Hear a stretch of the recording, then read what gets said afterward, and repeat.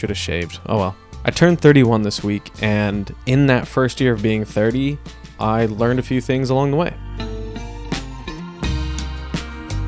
I wish I could say I had a perfectly filmed highlight reel of that whole year. Honestly, I was a little too busy living it. At first, that felt like a problem, but that turned into motivation because I took that and realized I needed to document my own life because I'd spent so much time doing it for other people. And I've already talked about this, I captured other people's moments and I'm ready to do it for myself. It's still a skill that I'm learning. I just don't want it to be something else that I let slip by. Something I realized was that documenting wasn't always about hitting record on a camera or taking a picture. It was about paying attention, because those moments that really matter, you don't always see them in real time. You catch them a little bit later in the way that things change or the way that you change, and that's okay because you're not meant to stay the same person that you are today. None of us are. We're meant to move on and move forward as people. That's not to say that we should just forget about the things that made us who we are.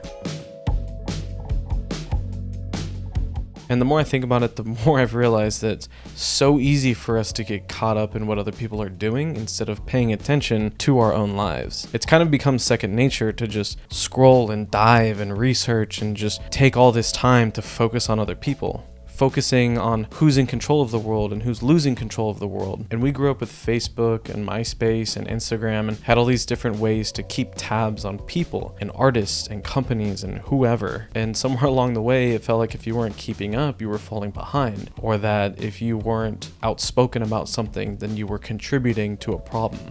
But that's the thing. You're not behind, and you're not wrong for looking in a little different direction. Because when you stop worrying about what everyone else is doing, that's when you get to decide what you want to do. And that's all it should ever be, is for you. And if you don't know what that is outside of the comfort of community, let this be that sign for you. Maybe it's time to start spending more time alone. It's the one place that no one's gonna judge you, and if it's a scary place to be, then it might be a necessary place to be. I used to think that if I wasn't always doing something and working towards some goal in some way, that I was staying stagnant and wasting my time. To some people, that might have seemed like a waste of time, trying new things and spending money and traveling and doing all these things when could have been working and making more money. The wasting of time in your 20s is a very real thing and could be a healthy thing for some people.